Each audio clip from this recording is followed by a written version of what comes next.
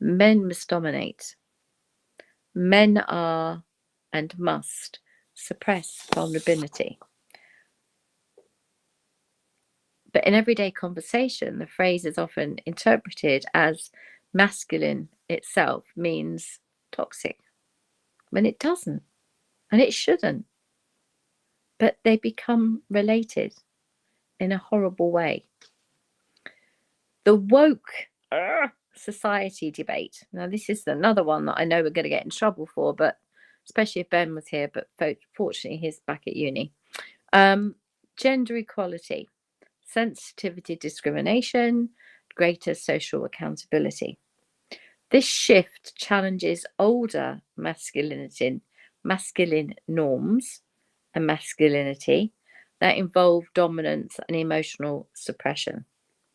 So in other words, we are combating the bad stuff, which is good, but we don't want this whole, it's not healthy for men to have to hold all that emotional feeling and worry and mental wellness inside, because it breaks you. You're on a self-destruct button, right? But for some men, this can feel like their identity is being criticized because they're not like the masculine Tate chap, you know. I did cry, I do cry, I do show my emotions, I do this, I do that, makes me this. No. So we need to think about the backlash and redefine what that means, because otherwise it becomes part of the let's beat men up, and we shouldn't be doing that either. We need to understand really where we're going with this. So what is healthy masculinity, and what does it look like today?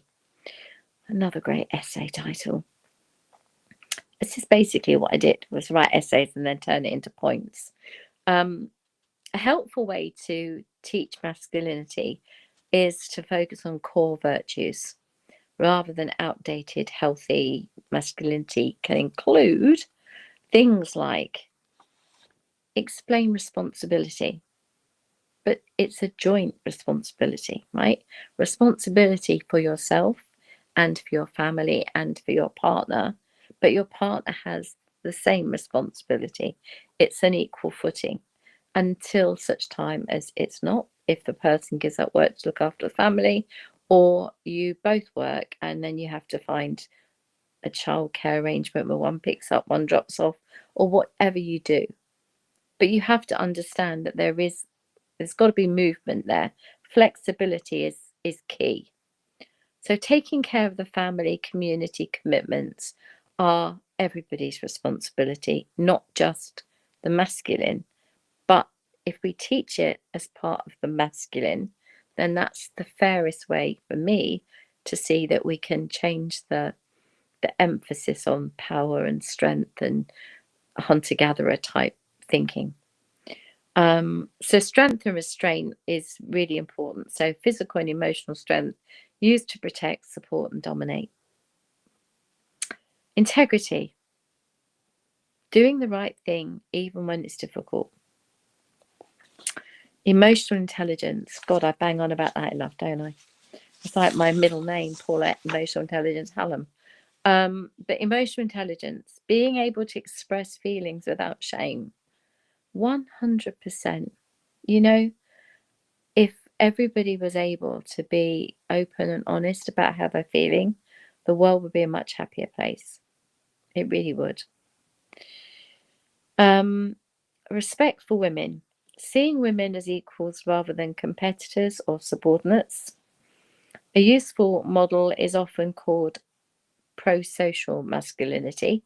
That's very much a sociology term, but it means that strength is paired with empathy, and then accountability. So strength, accountability are linked with empathy instead of being power. Taking away the strength of power really is what we're saying. The role of parents and mentors. If you are a father, a coach, a teacher, or any other, an uncle, any other role model that is male, And I will say online personalities. I will talk about influencers. Yeah, monkey see, monkey do. I've always said that, I do.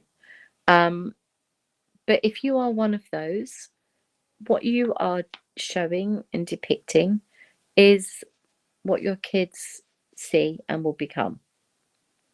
So I think the key thing for me here is to say really good positive role models are people like Keanu Reeves. I mean, my goodness me, you couldn't get a more caring, wonderful human being, I don't think, on the planet. And even more than that, I think it's that he can be the most masculine, and yet actually, he's the guy that took his shoes off, gave his shoes to a homeless man, and he didn't do it because it was being filmed. It just happened to come out by somebody else. He said, "Why are you walking around with no shoes on?" He said, "Oh, there was a guy back there didn't have any shoes, so I just left." He went back to he was on a shoot, and he'd gone for a walk to get a sandwich, and he doesn't like eating in with everyone else, so he went for a walk, and he saw a guy who didn't have any shoes, and he came back without any shoes. And then it was in the newspaper, and he was fuming because it wasn't done for any other reason than he just knew it was the right thing to do. So offering and demonstrating strength and humility and respect reshapes the perception of this masculinity thing in a way that we can't actually really do any other way. So I say teach young men masculinity without misinterpretation.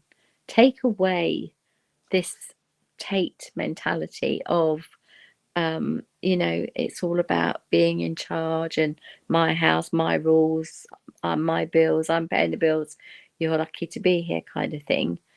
How about you look at courage and discipline, accountability, compassion, empathy, love, masculine virtues without being oppressive. Normalize emotional literacy. I'm off again, you see. Boys should learn emotional awareness and intelligence and help them to strengthen their resilience rather than it weakening them. I can't bear the idea that young boys are being brought up to be told not to cry and not to show emotions, because if you can't let that pain out, it just goes in and does more damage. I think the teaching respect, these things are not me being some sort of genius. These are things that everybody should be doing, but don't. But teaching respect and partnership, having a healthy masculinity in a way that modern society recognise that women are partners, colleagues, equals. We don't wolf whistle, we don't pinch bums, we don't, act in a way where you make females feel uncomfortable because your face is here but they're talking to your breasts. That's not right. We've moved on from that. The comedy that I grew up watching, I know I found out I'm a boomer, which kind of upset me because I wanted to be Gen Z or one of those Gen things, but I'm not. I'm a boomer, which sounds awful. But anyway, I'm a boomer. But I grew up watching an awful lot of programs that would never be allowed to be shown now on television because they either were racist, they were sexist, they were very male strength dominant roles, or it was women were sexualized. There was an awful lot of stuff that went on that we just laughed at. We thought these things were funny, and then you realize now, 40 years on, 45 years on, oh my gosh, what was I watching? I feel like I'm my own experiment. I've I've been through it all and seen it all and seen the changes in the last 45 years. The changes are unbelievable. Unbelievable. I can remember speaking at a conference in what was I then? 26, 27. And I was talking about female equality. So we're talking now going back 36 years, 37 years. And I asked how many people have got females in senior management roles. And I was working for Adecco. I was consulting for them. And everyone put their hand up. Everyone was very proud of themselves, very pleased with themselves. They'd all put their hand up. They'd all got women in senior roles. I think, great. That's fantastic to see. Really, really pleased. I'm going to ask another question, and I'd ask you to leave your hands up, please, if you've got any females on the board of your directors. They all had to take their hands down. There wasn't one company going from SmithKline Beecham, that was Glaxo's, companies, you know, that were real big players, and Barclays Bank, and I can name hundreds of them, but they were all there, and they were all made to feel terrible by me. But that was my job. My job was always to antagonize, because I was good at it. I didn't antagonize without giving reason. And I said, look, guys, I'm not having a go at anyone here. What I'm saying is, it's good news we've moved forward and we've now got females in senior positions. But when do we get a seat at the table? That's all I'm asking. And it might take another 20 years, and it did. But there you go, generations. So teaching our children about respect is really important, and being a partner and being capable of allowing equal people to contribute. And if one earns more than the other, then fair enough. But, you know, you're putting your percentage in. You know, if you earn 1,000 less than the other person, then you still go, right, well, okay, we need this amount in the pot to survive, and this amount. So if you give me this amount and I put this much in, then we make it work. It doesn't have to be 50-50 split. It just has to be fair.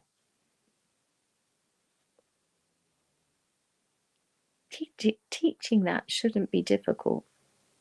Teaching fairness shouldn't be difficult. Challenging harmful narratives is hard. You see, as soon as you start to be critical about misogyny, or you start to be critical about someone like Andrew Tate, who to some is like their person, it creates resentment to you, and then to misogyny in itself. And I'm not saying I am against the individual. I don't know him. Do I like what comes out of his mouth? No, not all of it. Some of it's quite on point. Some of it isn't.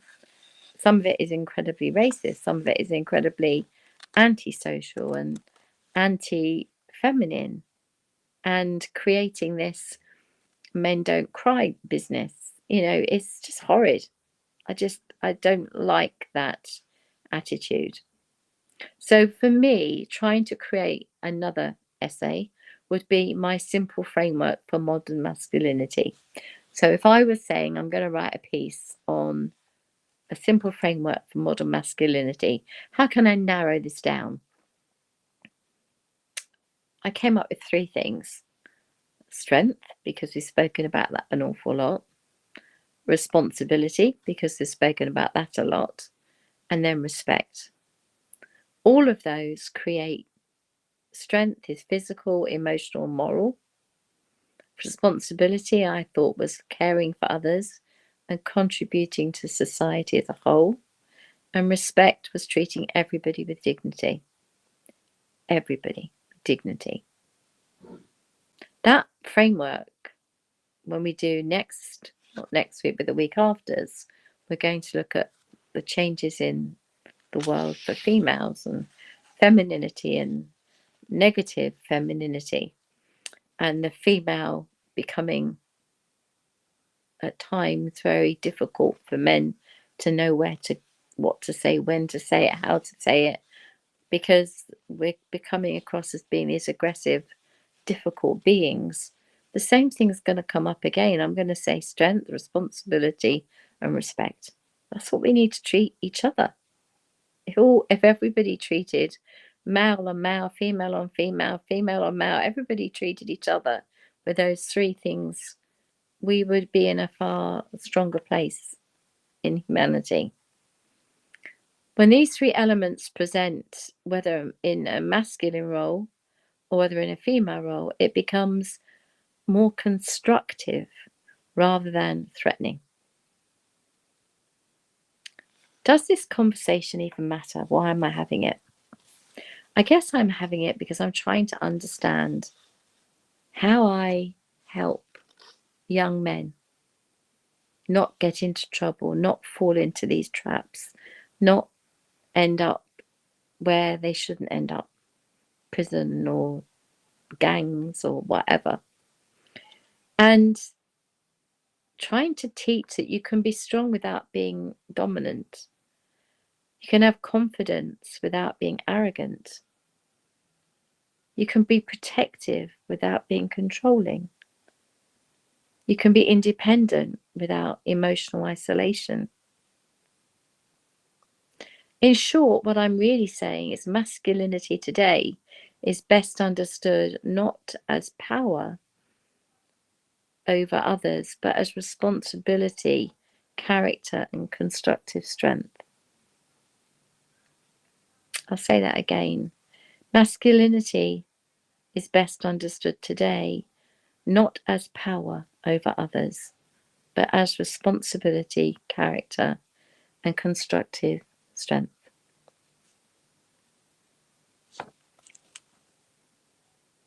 Do I believe there are mistakes? Oh, of course I do.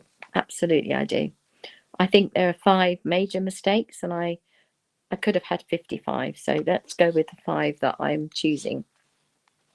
The 5 biggest mistakes, I think, are trying to address male or masculinity. The mistakes are often unintentional. It comes from more deeper confusion and an unwillingness to resolve, right? So I'm going to run through them quickly, then we're going to see who's here, and we'll have a chat with Ennie and see if he agrees with anything I said. Some things will be great, but we don't discuss this before because it's good that I do my homework and then I come to the floor and see what we all believe. So let's say the biggest mistake is criticizing masculinity without offering a clear alternative. Just saying, oh, Andrew Tate's wrong, what does he know, blah, blah, blah, blah, blah, is no good. What we need to do is say, look, without being aggressive and without being dominant and without being emotionally closed, what should a good man be instead? And with a little bit of guidance, we can talk about positive masculine identity without that direction of trying to be everything he says is rubbish, everything. You've got to be able to say, look, there is the opportunity to have positive masculine identity. And in simplistic terms, it would mean trying to remodel the wording. But basically, we're talking about not being emotionally closed off, being respectful, and being kind actually are amazing qualities to have. How do we offer that up against we're this, we're that, we're the other? It's very difficult. It's like me going to battle with words and they've got a gun. I mean, I probably could talk them down. They'd get so bored of me, they'd give up and walk away. But what I mean is, if I'm on a bike and they're in a Hummer, a big old vehicle, I ain't got a chance, right? So we can't fight somebody like Tate with words unless the words are sincere and have meaning and have real purpose. And we can give the kids and these young adults a chance. So give them that guidance of positive masculine identity, being everything that I just said. Conflicting masculinity with toxic masculinity. So people say they're the same thing and they're not. And I think that it's a very difficult and harmful thing that we do when we do say it's the same thing, because this expectation of then using that word masculinity, good, bad, or indifferent, is automatically aimed at those that are thinking of the Andrew Tates of this world. So it's about trying to stop that automatically masculinity, toxic masculinity, bang. That's where we're headed. What we need to do is wind it back to masculinity means this. Some men feel unfairly accused simply for expressing traditional traits like competitiveness or strength. Others react defensively and gravitate towards influencers, as stated, who frame masculinity as being under attack, if you will. That's what Andrew Tate says. Masculinity is under attack by the feminine crowd. Used to be called the Burn the Bra girls, I think the nuances get lost in discussion sometimes, and it can be polarizing, but I think it's really important that we think about that one. Removing male role models, it's hard to say. Removing male role models without replacing them. There's enough R's and M's there to cause a problem. Removing male role models without replacing them. Now, what I was trying to say here is we need men to be men and to be good fathers and to be good coaches and to be good community leaders and religious leaders and teachers and all the places where kids look up to, and gradually start to look at that person and say, I want to be like them. That's kind of how I want to be. That Mr. What's it? I'd love to be like him when I grow up. I think that would be quite an amazing thing to have. Many families are one-parent families, many absent fathers, but that doesn't mean there aren't male role models around. I object to people saying that there were no role models when there are always role models, right? Whether it's, like I said, one of those, or even it's an uncle, or it's a relative, or it's a granddad. Doesn't always have to be the dad, okay? But if it is the dad, great. If the dad isn't present all the time, when he is present, he is those things. When he does do his monthly or bi-weekly or whenever it is he sees the kids, he is those things. I think family structures have broken down very greatly in the last 70 years. So that's one of the reasons that you can definitely see a change. But I think any kind of positive figure, like I said, Keanu Reeves or one of these type of celebrities out there doing, just being human, just having humanity as his shining North Star. That's where he goes. That's where he's headed. He's just, that's him. He's not trying to be anything else. That's just the man. Ignoring the developmental needs of boys is massive. If we don't accept that there are major changes, I've got many, many books on how boys change and at what year they change. Every 7 years, there's a massive, huge testosterone delivered to their doorstep, which they don't know what to do with. They don't know what to do with it at 7, and they certainly don't know what to do with it at 14.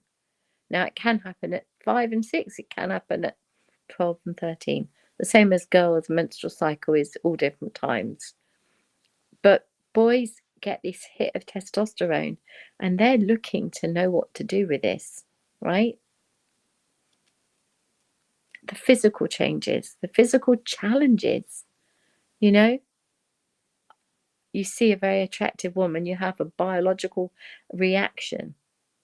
We know what I'm talking about. I won't go into it because I don't want to get stopped from speaking on air.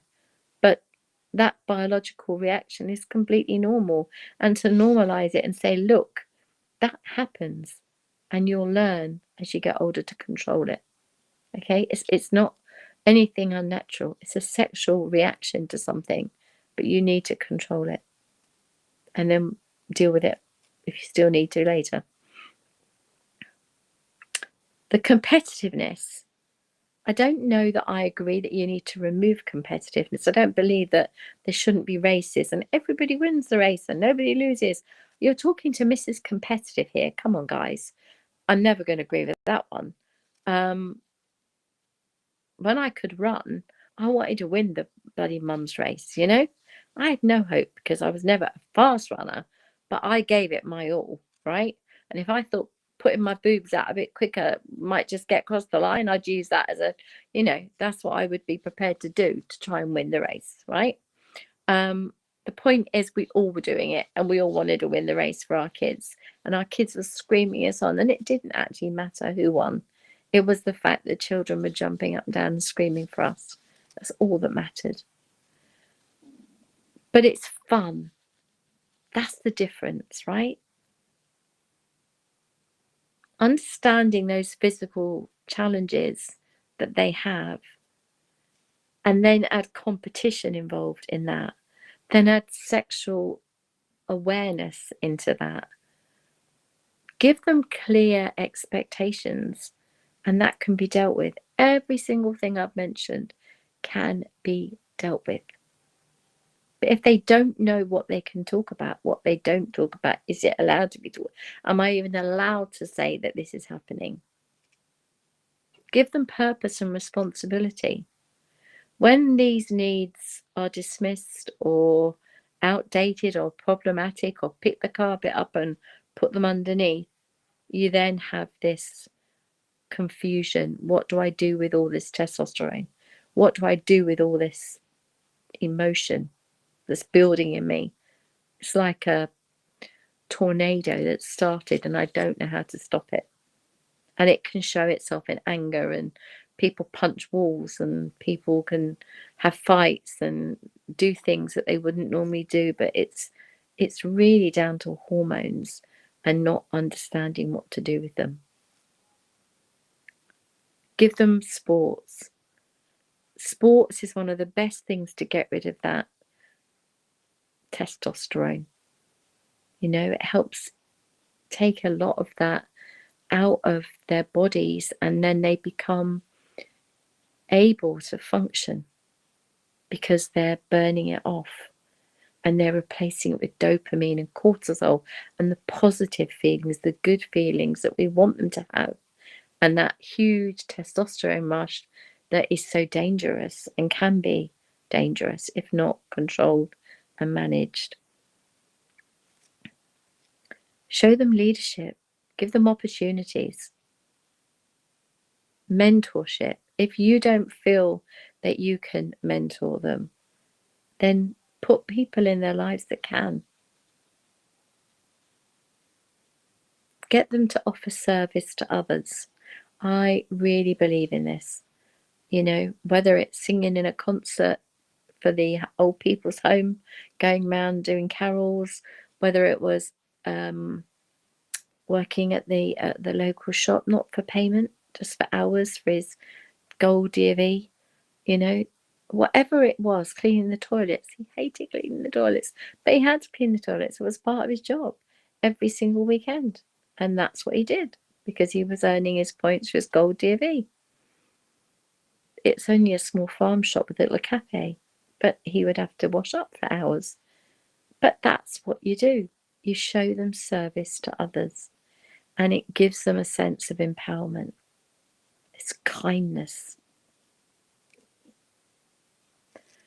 The goal is not to suppress masculine traits. Oh no. It's to guide them towards positive outcomes. Framing gender Okay, I'm going to go again. Another essay title, I thought. Framing gender conservations as a competition is not good. Conversations about gender should never be competitive, and let's not make it such. I'm not here in competition with Andrew Tate, although I think it would be quite fun. It's about discussion. We advance by discussion. We advance with discussion with the other gender, with females, women. We must have them come at the expense of men to the table with their views and have the conversation. Not to put anybody down, but as equals. You both have an opinion. There must be a middle ground. Movement that increases opportunities for women, especially during periods like the second wave of feminism, they were very important steps. However, in order to get to equality, appeared like we were stamping on men. It does, and it did. You go back and you read the history books, you'll believe what I'm saying. Young men may misinterpret that, and they may see it as a gender struggle, a gender war, when actually it was a gender climb for women to try and be as equal as, not better than. In reality, healthy masculinity and women's empowerment, they are not opposing in any way. They shouldn't be, and they aren't.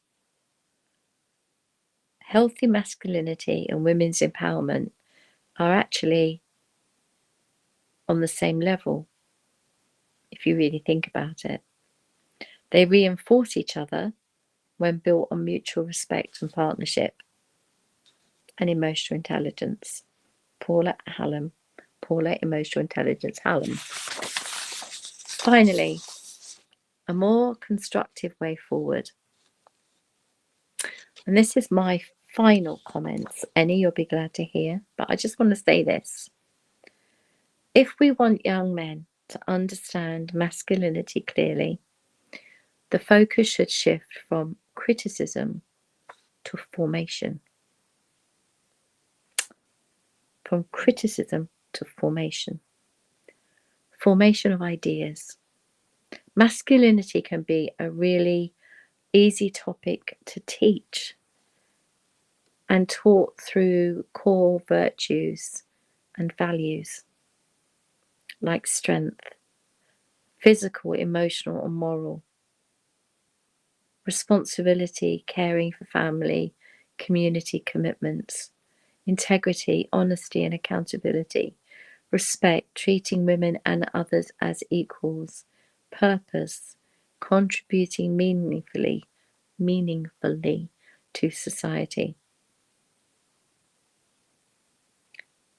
Being open to your emotions. I like that one. Being open to your emotions doesn't stop you being masculine. Actually, it's a sign of intelligence. These qualities preserve the positive aspects of all masculinity while removing the harmful elements that are associated with dominance or entitlement. I rest my case, Your Honour. Mr. Osung, please come back. He's probably fallen asleep. Annie. Your internet is breaking up, or is it mine? So, no, something funny happening. Is it Everything's mine? good here. Yeah, I'm good. Okay, right. I tell you what, there's lots of people here. Lots of people. Oh, excellent. So Who's here to hear this rubbish? I'll let you fight. I'll let you fight with them. No, I'm gonna get me a drink. You got Cyrus, There's no fighting. Tobilova, you got Zara, you got CJ as well. I think Christina was here. I'm sure there's another one. Right. Okay. A couple of comments, I suppose. I'll use that. There's a few people to work on first of all. Adjuzi, is that you pronounce your name? Hopefully it is. Bob, I see you too. Welcome. I don't know what paired means. Is that you pressing stop, Paulette?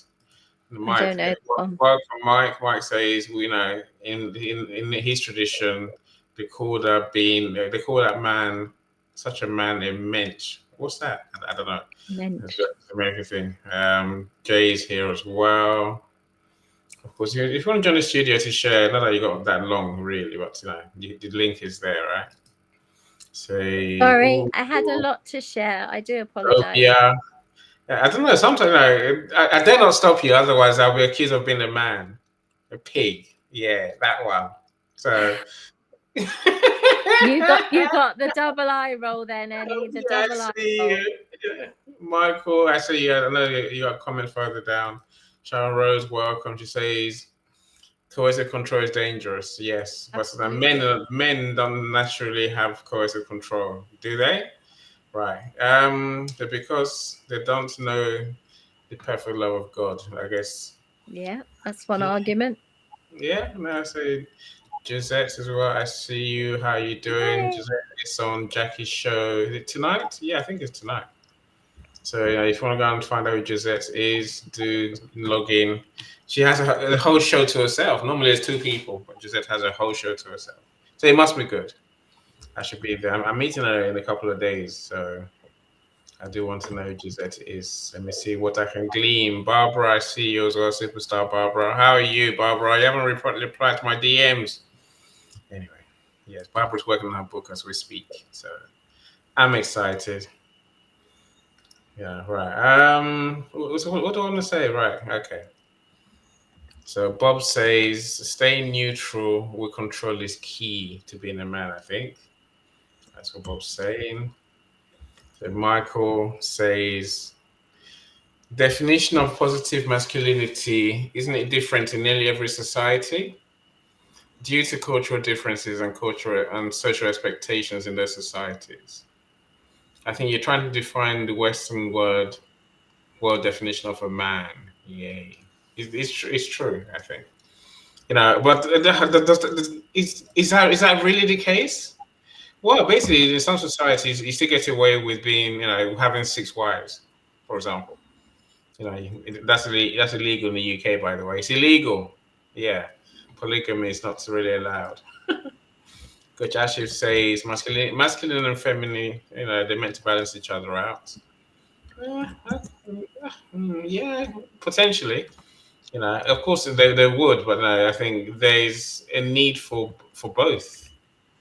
Because as good as similar as they are, they're very different. As similar as a balance might look, there's a point to having men and a point to having women. The point to having in a masculine side and a feminine side, right? So Calm says, so building a man in industrial age is different from building a man in a pre-industrial age. True. Do men love to talk about emotional intelligence as much as women do? Well, they do. I think they do, right? Because that's got to happen so that boys can see that and practice it more often. See, here's the problem. The way I see it, Paulette. There are too many women who hate men. Let's face the truth. There's too many women who hate men for all sorts of reasons. Maybe some of it is trauma of the childhood or the past relationships. But they're just men haters out there, and no man is good. It will be good enough. That's why I put in the question: when he's been a man, when he's been a man enough, good enough, right? They just hate that, and they're the ones who get offended by whatever you say. They're waiting. They're just dying to get offended by something you say that they can't agree with. Yeah, and it's all of that. See, we've got sons, Paul. That's what we're talking about this today, right? And my son's 17. And he just doesn't. It doesn't bother at all. He's quite happy with himself and and his family. He doesn't give women time at all. Right. That's a creation of our society. Because if he says he's wrong, if he says anything wrong, is damned. If he says anything that he really thinks is damned anyway. That's the world we live in. I don't know how you change that. No, I really, no, men. I was in a room the other day, and Christiana. She means well. Of course, she means well. She's a decent person, right? She said, right, almost like breaking news. She didn't do all this, but she was like, research shows men have emotions too. I'm like, research shows? Don't joke, Paulette. You would have thought everyone knows men have emotions. Apparently, people don't think men have emotions. Where did that come from? Right. These are the real Love. underlying undertones No. of the conversation today. Let me stop talking. Now, let's talk to Topiloba, then we can work our way around, right? So, Topiloba, go. Be brave. Be brave, my friend. Be brave. Hmm. This conversation, it's something that I feel every lady should listen to, and then should listen to opinion. Just like what you said, a lot of women, they think that they are the only one that feel emotion, that they feel like they're the only one that matters. A lot of times, you know, um, ladies really listen to men, and the problem we are facing, even as a young guy, we've come to, I do tell people that even not because I find it in the Bible that it's not good for a man to be alone. I do rather just be alone and don't have anything to do with a woman.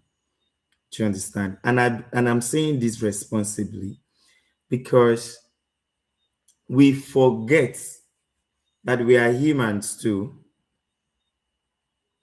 You neglect the fact that this person too can have a feeling, even though we are meant to care for the lady as the way we have been understood. Like masculinity is just misunderstood from my own best experience. So it's help us. We just have to look at it in a deeper meaning that rather than the stereotypes. So tell me, a man who would care, how should you behave to him that you want to care for you? How should a man who should take care of the responsibility and everything like that? I know this is we have so many people from different part of the world listening to me right now. Do you get? Listen to me right now. And the way everything is done here is probably different from the way it is done in the UK, the way it is done in the US. But I'm going to speak of being a Nigerian, or how we are being treated by our ladies. A Nigerian man believes that he should provide for his family. He should care. We don't do 50-50 share, or share something, or you should pay the bills of the house. We don't do that. Yeah. We have we whenever you take up a wife, you believe that you can take care of the house. Do you understand? She'll believe that you are capable of taking care of the woman. So you believe that, oh, the man should just be there for you, should be care for you. I believe that this world cannot be perfect without a woman. If it was perfect in the first place, we wouldn't be two gender. Yeah. So we shouldn't be making it difficult, or let me say, ladies shouldn't be making it difficult for men to be able to do or perform their duty excellently. It shouldn't be making it so difficult. We are not equal in all sense. Men are not the same with women. Yeah, I love the idea that did not only say what a man can do, a woman can do better, but there are many things a man can do that you can never do. I've seen many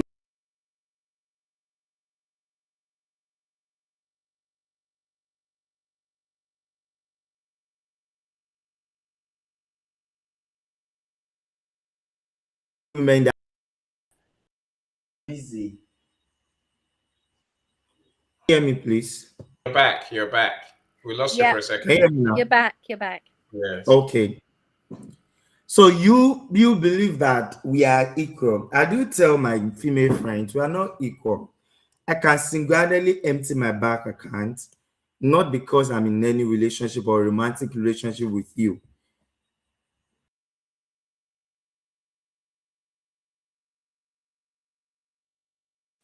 So are we saying, Toblerone, can you hear me? Yeah. Don't know if you're frozen. Yeah. Are you frozen?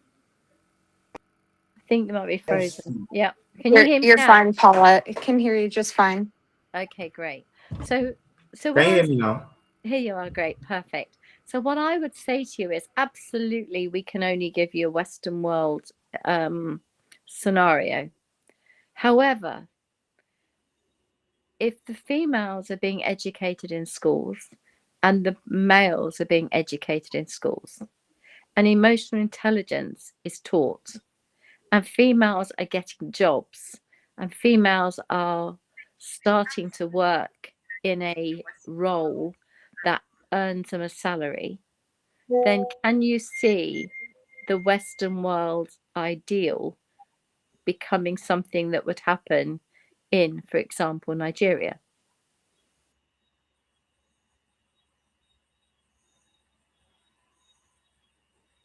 Could you hear me, Tobalova?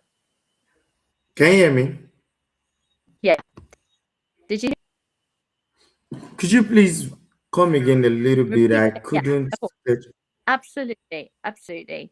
What I was asking is if you have a male and a female both being educated in the education system and they're both being taught emotional intelligence and they're both being taught partnerships strategically so that everybody understands that if you get into a partnership, you are in a partnership as one, right? You are Yes. equals as equals, and that is the education, then you will have a very different outcome. At the moment, you are still living the outcome of you are the man, you have to do it all, it's all on your shoulders. And if you can't give me the life I want, then somehow you're not good enough. That is a horrible place to be. And I can't imagine if I was a man, I would want that. Okay. That's honestly me being truthful. However, if you put out the messages when you are dating people that if I were to date you, I am looking for somebody who can meet me in this place, i.e., a partnership. I am not looking to be the man of the house, to boss you about, to do this, to do that. But likewise, I'm not here to be your skivvy and to be treated in a way that is not acceptable to me.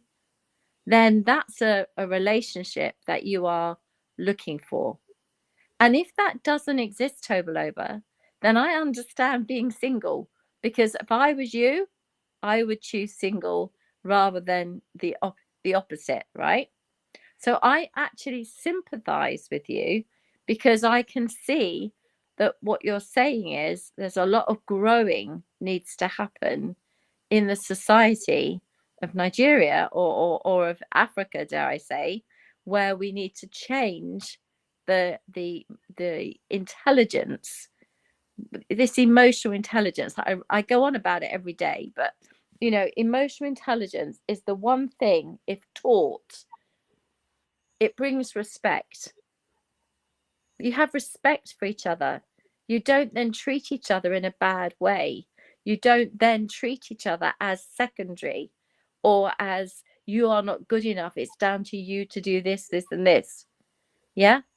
I have blue jobs and pink jobs in my mind. Like, I can't pull the bins out because of my disability.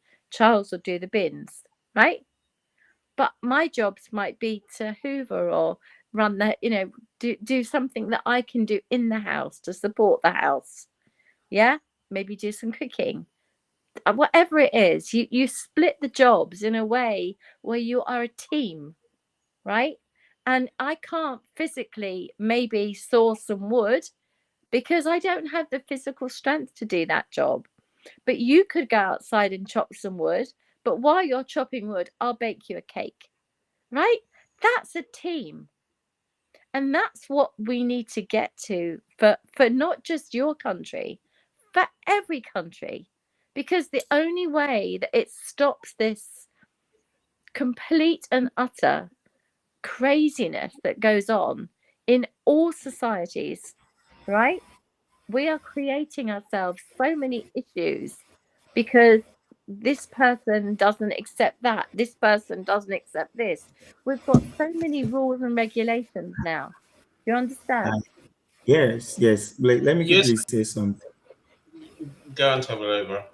Okay, let me quickly say something. You know that when we meet ourselves, we are coming from different background. Do you understand? We are coming from different philosophy of life, different approach to how we were raised, are two different things. Do you understand me? And I think it's reasonable that we choose ourselves and then trying to learn ourselves. Because when we get to know ourselves, we have to accept it that there is a school that I don't know anything about. When you enter year one, it gets better when you get to year two, year three, before you leave the school, you understand the person. But I think another problem we are facing, all of us worldwide, people in different part of the world listening to me, UK and different ways listening right now, is that I feel like if you can accept each other as a school which needs to be studied, and don't look at the fact that someone out there is better than you, someone out there is doing something that you could not do for me, is doing better. If you cannot just choose to see someone as a school who needs to be studied, who needs to be corrected, who needs to be, tell like this is how I want to be loved, this is how I want to be cared for, that you have an open communication, I believe that we could have a better home and even raise better children at the end of the day. Because it is not only supporting ourselves with the task, with all of those things emotionally, not making me to feel that because I have these traits, I have this thing going on with me, makes me a bad person. This in the one of the book I read recently, Psychology of Money, the man says that nobody is crazy. And I reason to it that nobody is actually crazy because we behave based on the environment or the things we're exposed to. That is how we operate from. So I just going to close with this one, that I think if we can accept each and every one of us as a school, which needs to be studied, we will do better. In fact, businesses will do better. Everyone will do better. We will learn to treat ourselves much more better. If we are not entering a relationship with the hope of I want to live, you are living to exist. A lot of people coming to to exit the marriage at the end of the day. You enter to live. But the way if you enter with the fact that I'm here to know this person, to study this person, to know how it works, then we could be able to make something much more better out of life. And if marriage is good, if relationships are good, then the society will become good. Everything will become much more better. Then we can Yes. have different lens to And I life. know Annie's going to hurry us on, but I just want to say now imagine your children. All right. Let's say you had children. Imagine your son coming to you and saying to you, Dad, can we have a conversation like this? Because I'm confused. I think all women want this. I think all women want that. Right. That would mean that you'd moved forward so far. Right. It's taken 70 years for us to come to where we've got in our society. It might take another 70 years, Tobalova, for you in your society to get to where you want to get to. But I think with everybody wanting change, it will happen. Do you accept that? Absolutely. That's Yeah. my Accept. that's my final comment. I think Right. what I believe. Anyway, I know we We need to move on. we do need to move on because Christina Okay. and I show. I'm doing inviting already, right? Okay, Um, sorry. Michael said to Paulette mentioned the Paulette says she should bake me a cake. Not if you're a man. You can take the bin out. You ain't getting no cake. Make your own cake. Yeah. No woman's gonna make you a cake, matey. Stop it. Yeah, words if he's taking the bins out. No, I'm saying Make me laugh. It's all right. blue jobs and pink jobs. Every man knows what I just said and why I said what I said, right? It's what it is. Make your own cake. That's the problem, Paulette. Equality, fairness, and niceness has gone out the window. You know, it's. I hear what you're saying. No, men say, especially in Africa, women expect you to do everything, and in return for nothing, that's just weird. That's weird. That's weird. It's And wrong. It's yeah, wrong. it's wrong. It's just wrong. Yeah, but it's life that men have to live, and people think it's fine. It's not fine. Yeah, it's not fine. Let's go to. I think Cyrus was next. I know Christina was first, right at the beginning, but she fell off, right? So let's go to Cyrus and we'll work over. No, we have to do it quick, my friends. I'm doing inviting for my next show already, so I'm not going to be here for too long. Cyrus, how you doing? Talk to us. Cyrus.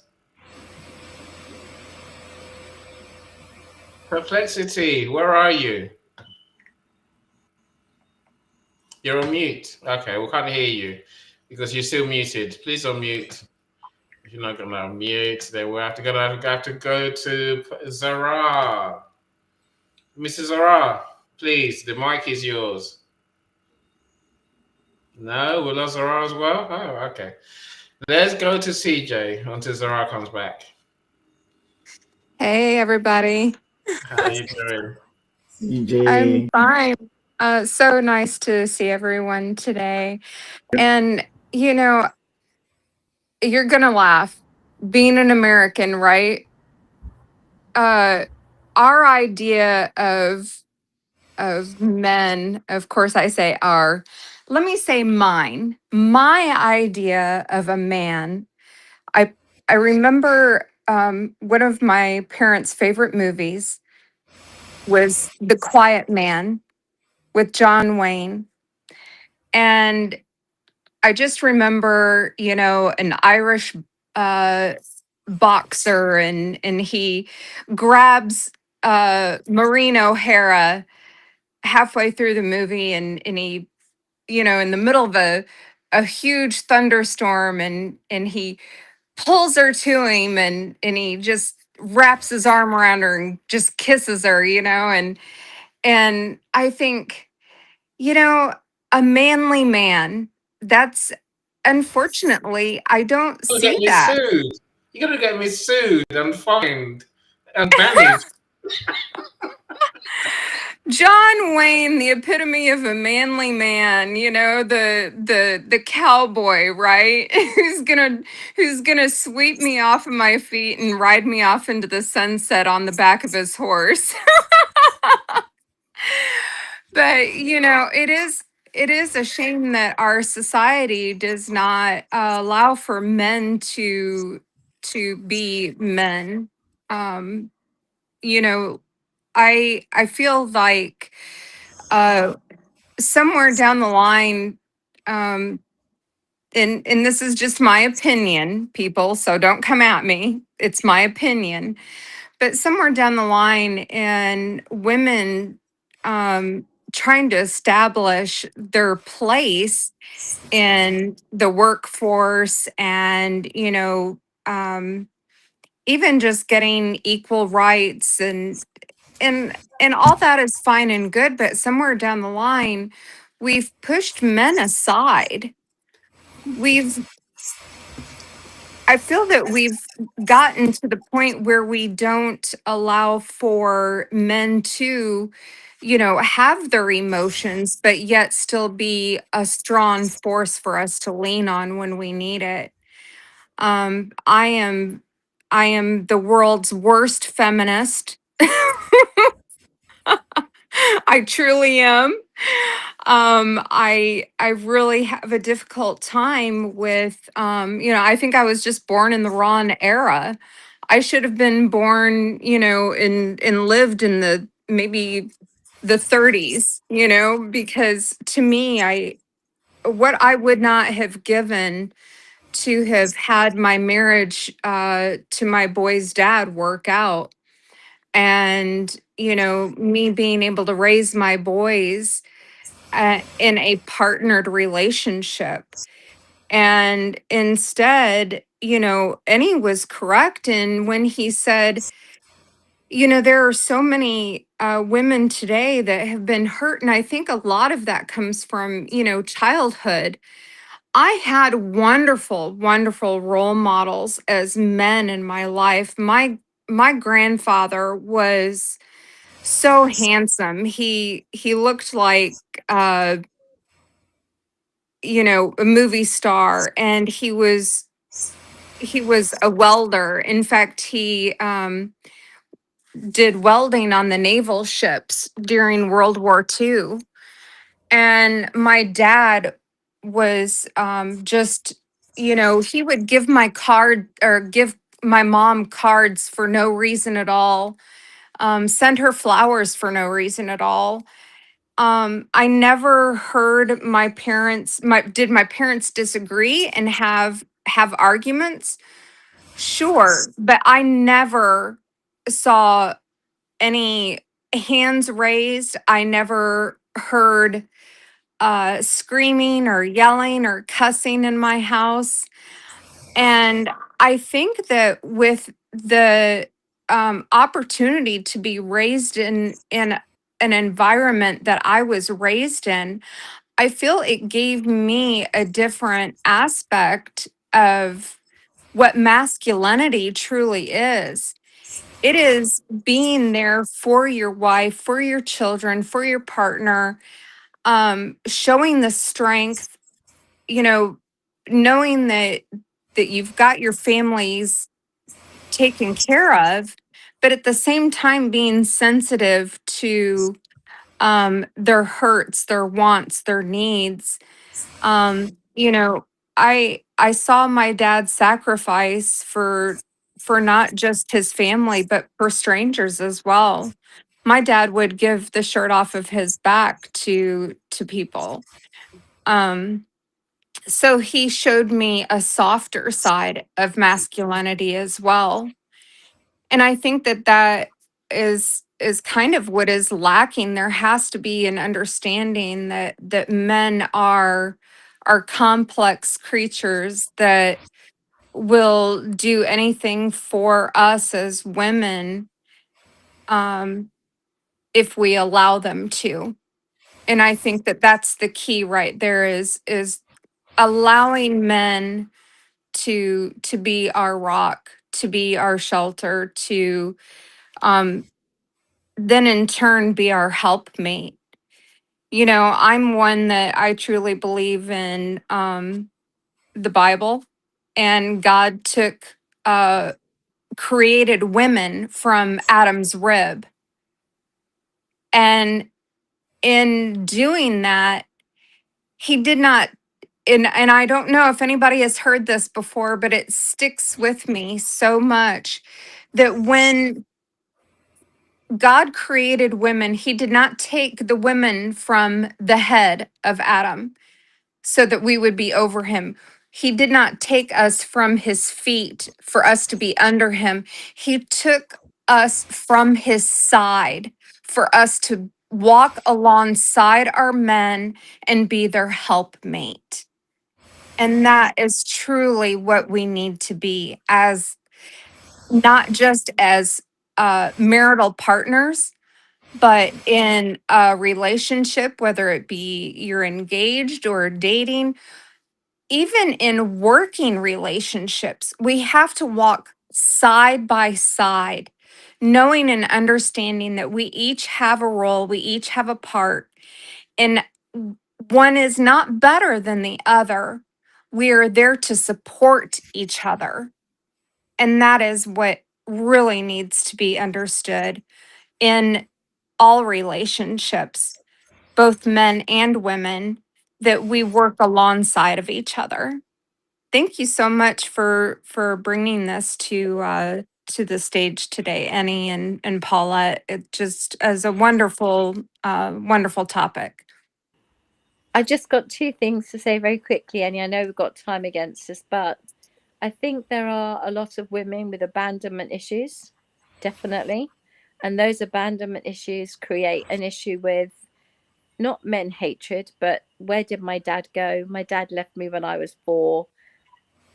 All men are going to leave me, right? That is a mentality that happens. Broken relationships create the mentality of every relationship will end up being broken, because that's all you know is what you expect. So I just want to put that out there as part of that men hating. I don't think it's men hating. I think it's the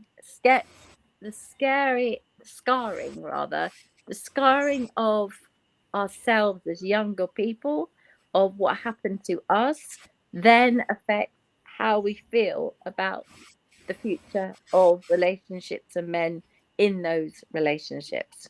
If that makes sense, I'll stop there. Zara, are you back? Zara, are you back? Or not? No? Not yet. Yeah, Christina! yes, I'm back. Zara, Yes, Am okay, Zara I is audible? there. it's all right. Yeah, we can hear you, so it's fine. You're back to mute again. Hi, Sarah, speak to me. Sarah. Christina, go, and then, okay, Oh, because we have like less time.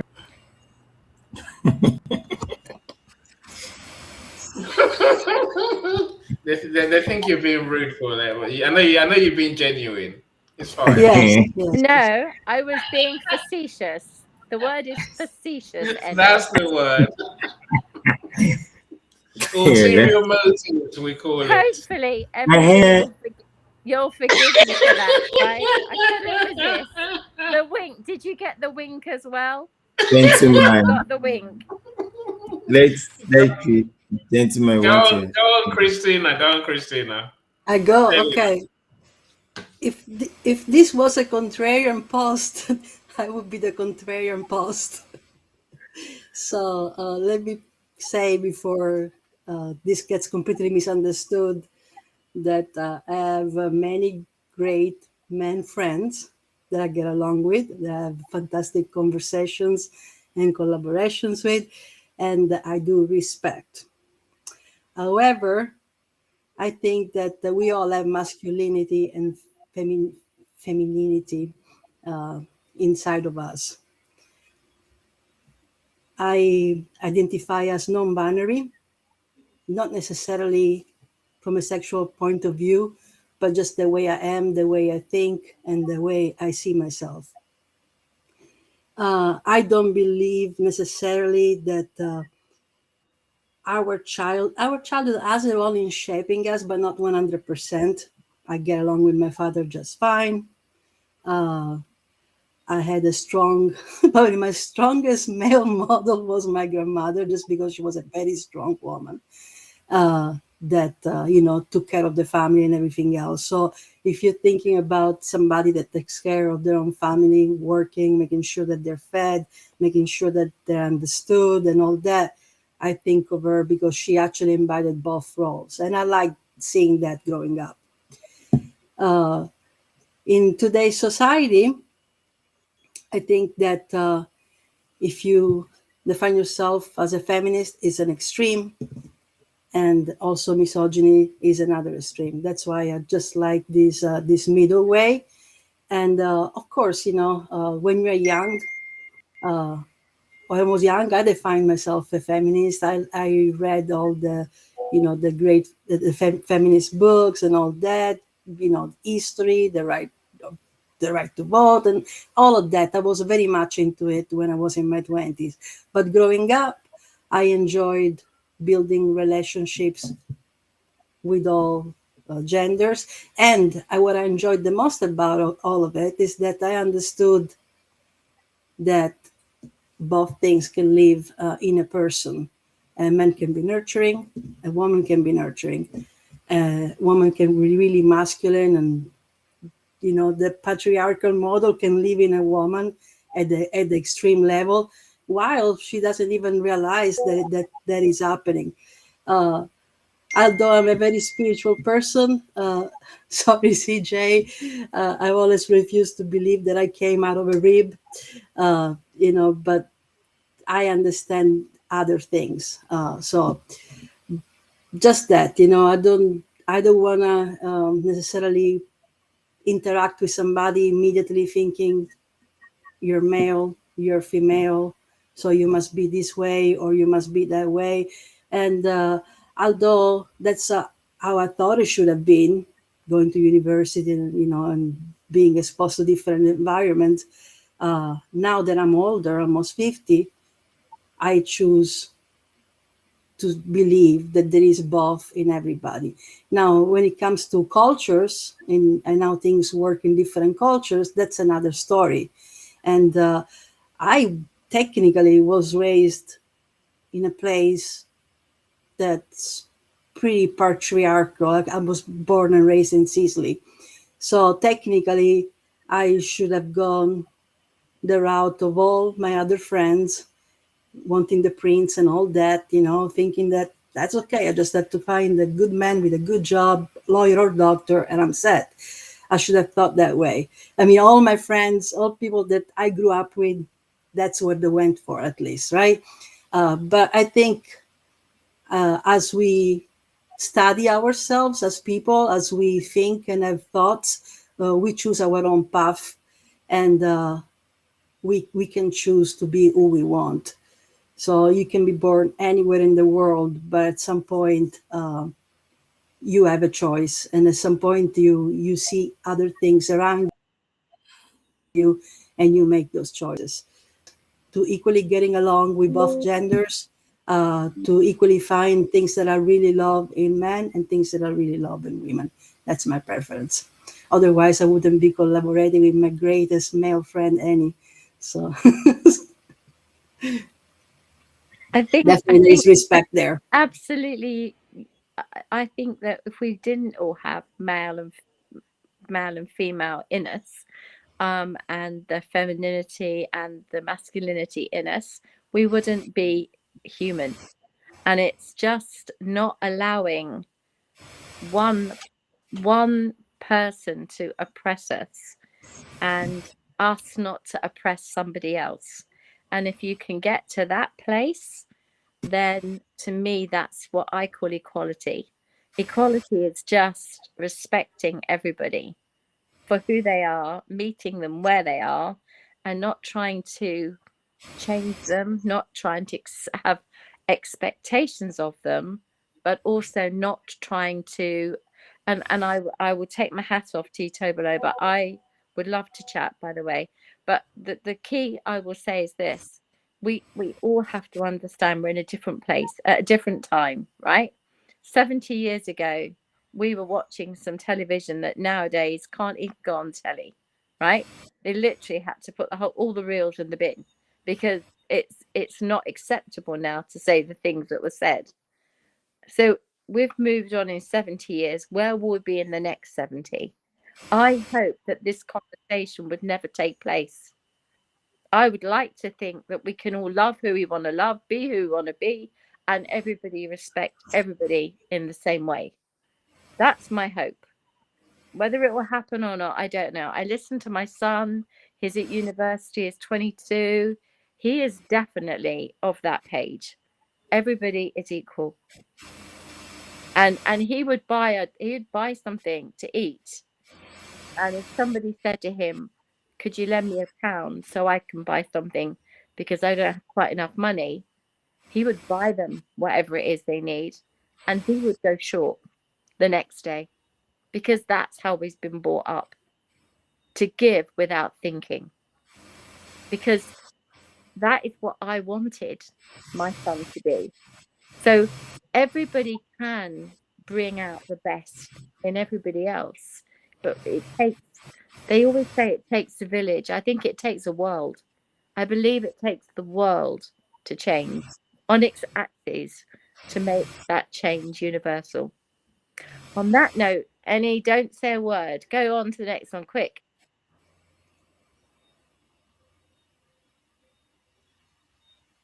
Muted, my friend.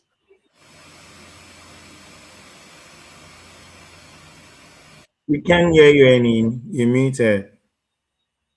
Zara is the one that we need to hear from. Zara, are you there?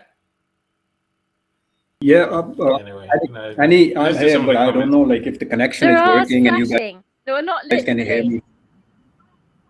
me. We can hear you perfectly. I can hear you. I said you're So, flashing, and you then I guys can stopped hear me, right? myself. Okay. Yes. Yes, we can. And guys, ये जब से Annie has moved here to Restream, and everything is like messed up. I'll make sure, like, if I can come back. And, I love the StreamYard videos. But that was more, static, like more thing. And that's why I'm not turning my camera. And I salute you. Okay, you are a darling. You are an amazing lady. But one thing, stop advocating the West life. I'm telling you, I love you, Paulette. I love everybody here. But always you advocating for the West. We are also humans. We know each other for quite some time. Yeah. Okay. And now let's get back to the point. And we are visiting societies. Paulette, my darling, we visit every day, which is living here in this side of the world, Asia, 60. Now, if I'm going to start talking, if I'm not breaking, right? I'm sure I'm not breaking, because I want to make messages. You're fine, darling. You're fine. Absolutely fine. Go as clear as it should be. Okay. Look, 68% of the population. Hey, Jay. 68% of the population in this part of the world, Asia. Now, what I see, I never grew up watching those advertisements which we see nowadays. I was watching one of the advertisements where somebody has to take out, where two gentlemen were like sitting. It was a West. And they went to some coffee shop, and the lady, the gentleman, she took out the sugar from her bra, okay, to add the sugar. Then they asked for something else. She again took something out from the bra thing, and then they said, no. Now, the point here is messages generation. We never grew up like that. We actually, there was a balance. It is about dollar of alcoholic industry will be banned. Start speaking truth. All that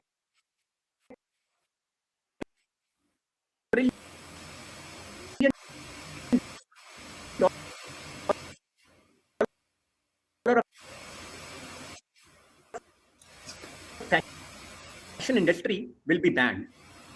Sure that if somebody, we try to keep everything in balance here in this part of the world.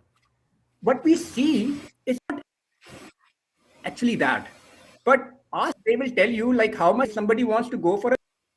They're allowed to go for a job. They are allowed things they want to do in their life. But what are those messages which we are actually giving to our children? That does matter. How our world right now, the current situations, and how being only targeted. The Middle East, you see the Iran and Israel, the US part, that let's have that broader broader paradigm or thought that we can actually.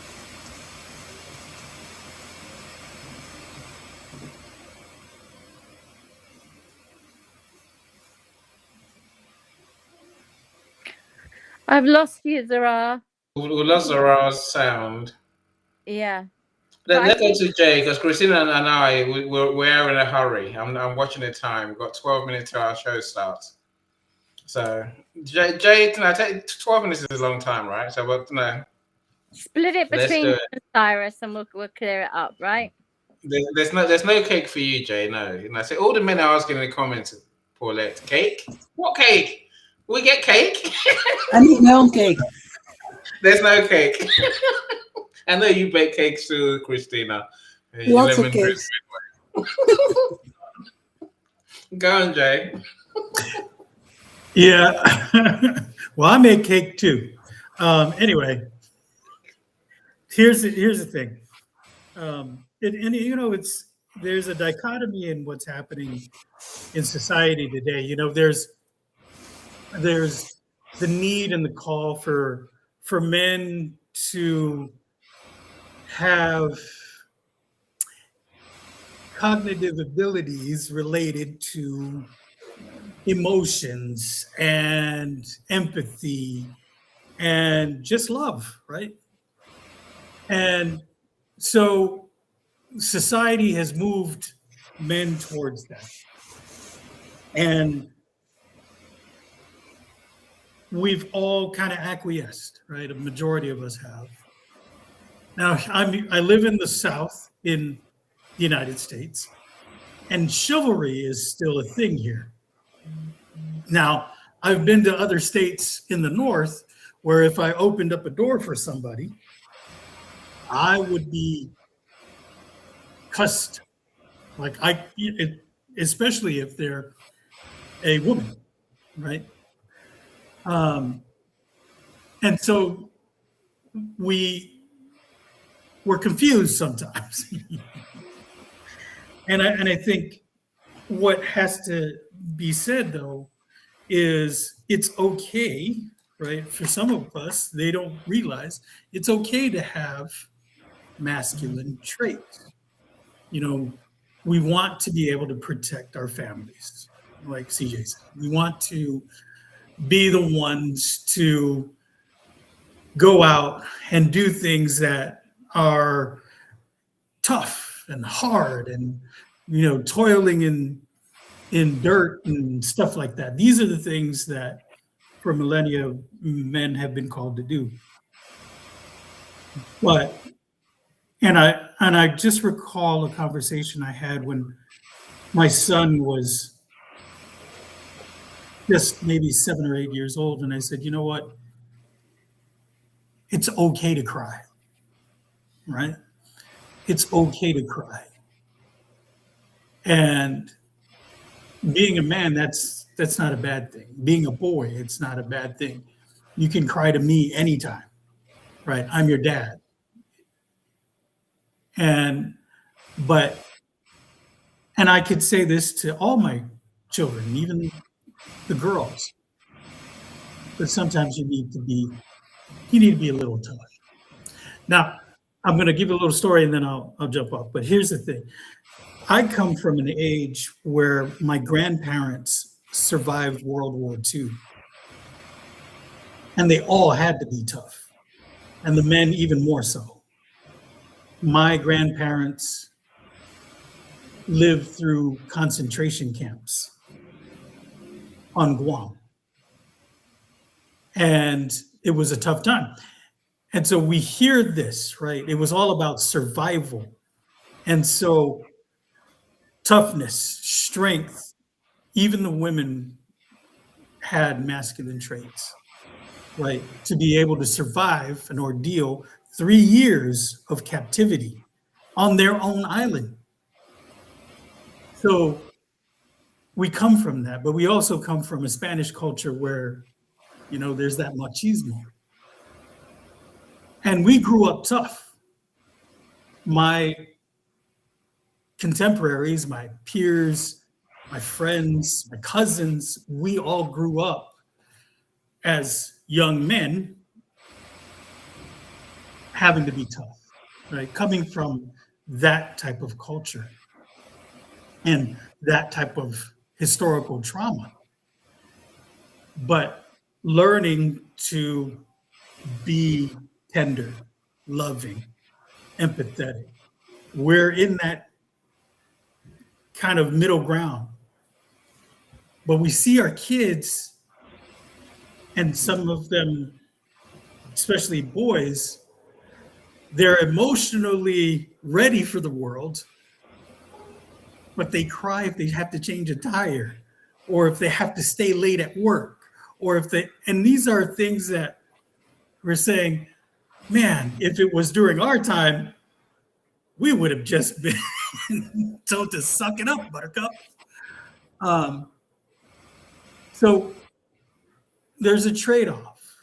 And I think that it's okay to have that acuity for emotions.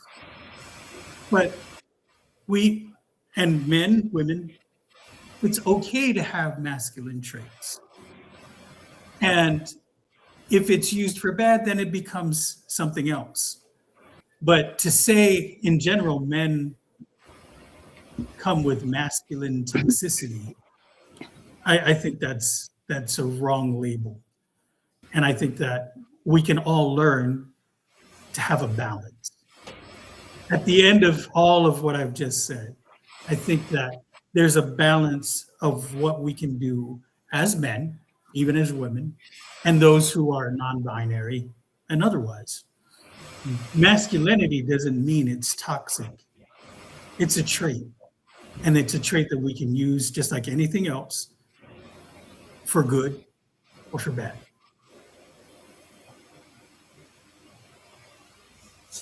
I love that. That's exactly where I was hoping you'd go, and it's perfect. Perfect. Thank you. Annie, are you there? Have you left us already? Always here, Paulette. I don't know where you think Hey, I've fallen off to. Quick, can we Right. check it to Cyrus and we can be off, because I know you've got your next show. Yes, I don't think Cyrus is going to speak with because it's still muted, right? Jay, I agree with. Of course, I agree with you. Look, I can speak. If you can hear me, I can speak. Look, Cyrus, you're yeah. there. Okay, go on, Hi, Cyrus. everybody. Do it quick. Quick. Yeah, I tried earlier, but sorry. So, thank you so much, everybody, for sharing and the magnificent Jay, fantastic Christina, amazing Pauline, and CJ. I didn't hear you talk. I'm sorry.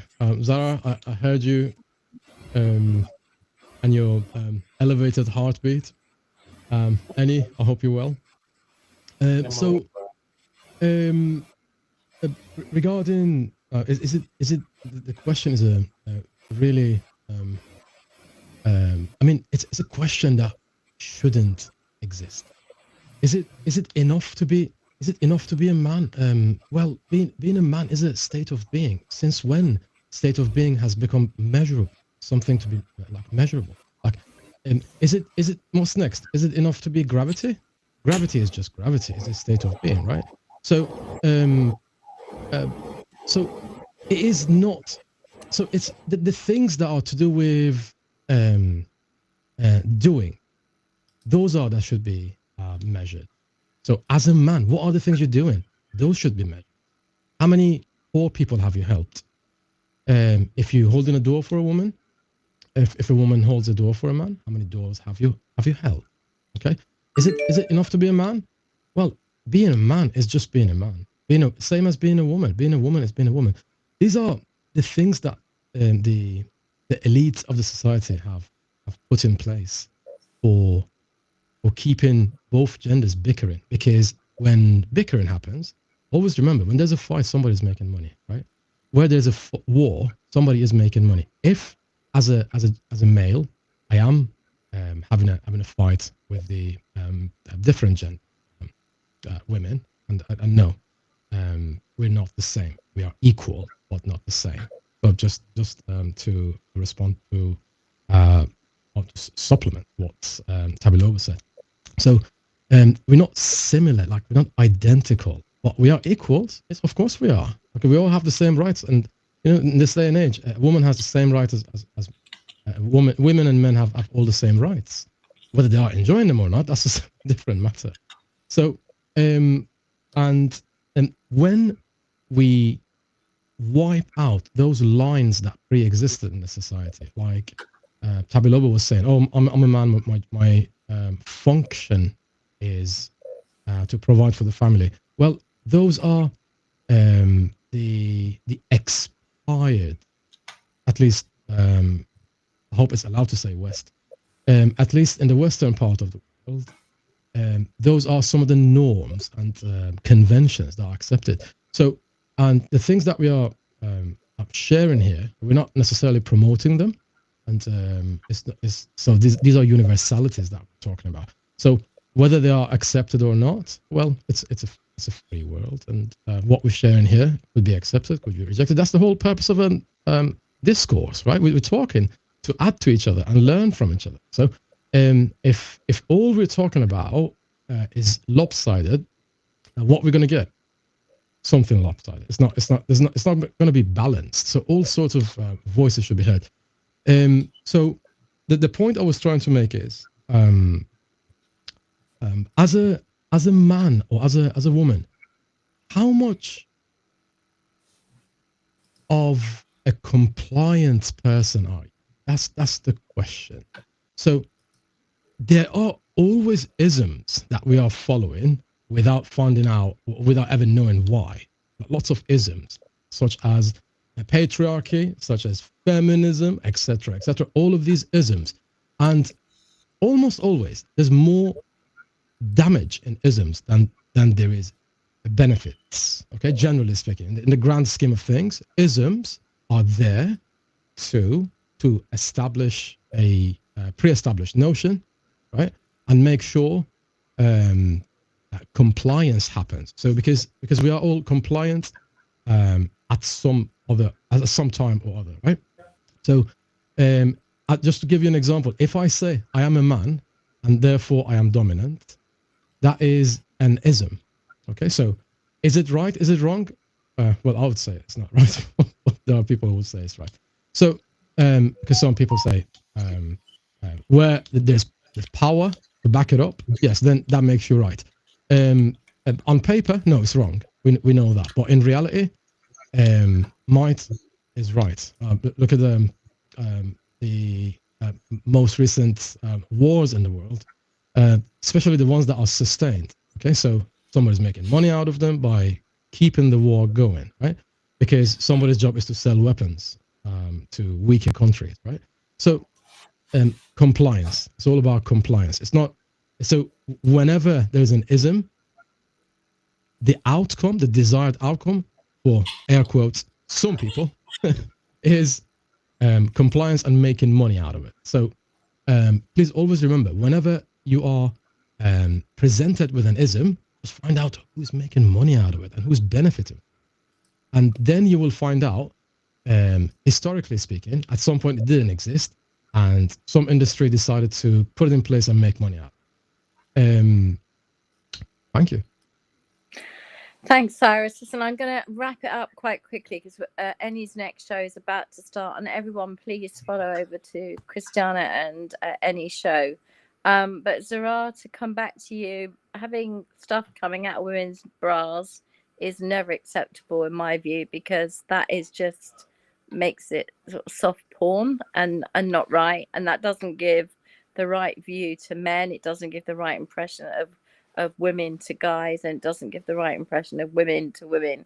So for me, that would be, discredited, full stop.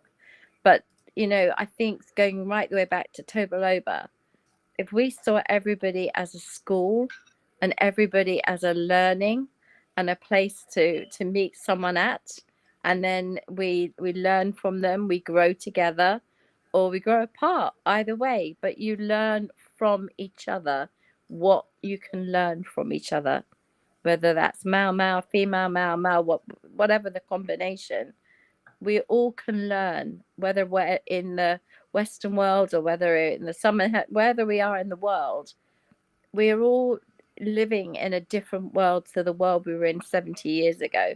So where will we be in 70 years' time? So just go away from this conversation, keep your mind open, and we'll be back in 2 weeks where we're going to look at it from the female perspective, where I'm sure there'll be a lot of cake discussions. But nonetheless, we will have the conversation, because equal and balanced is who I am. So we need to let you go, Annie. Thank you so much for staying. Thank you to Christiana for her comments. Thank you to everybody for coming up and talking. It's been really engaging. I think it's been quite triggering for some people. It was never intended to be that way. But it's right, because we're trying to change. When you're trying to change how you are perceived, right? It's hard. It's really hard. We don't want our young men to be frightened of women, and we don't want our women to appear to be vile and vicious. There's got to be a combination somewhere where we can be in the same balanced perspective. So let's have the conversation in 2 weeks' time. But in the meantime, head over to Annie's next show, which is with Christiana and Christina. Christina Segato. That's right, isn't it? Yes. Christina Segato, who said, actually, I remind her of Hermione, I think, Granger, my voice, apparently, which is meant as a compliment. So thank her for that. Right. Go. Thank you, everyone. Here's the reality. Everyone here who's got a son knows we've got a problem. There's a problem. Our sons are shit scared of the world and of themselves. And guess what? Guess what the flip side is? Paulette just said it. Our daughters are petrified too. We're doing exactly the same thing to them. Young women today, they are nervous wrecks, full of anxiety. Why is that? That's what we're going to talk about next week. All right. Thank you so much, everyone. The week after, guys, the next mental wellness. Yes. All right. Take care. I'll put it, the link to join is in the comments. Thank you, guys. Join us. Bye, everyone. Bye. Bye. Thank you. How do I find my last graphic? Hugs and kisses. You're gonna try and get me sued, I swear. Not to you, Annie, to my Paulette. I'm having the hugs and kisses. She retrained her heart to heal the young, turned her passion into purpose, work begun. Co-author of a movement, not-for-profits gain, teaching kids that self-belief can ease the pain. Every child deserves to face their fears with measured thinking, not just tears.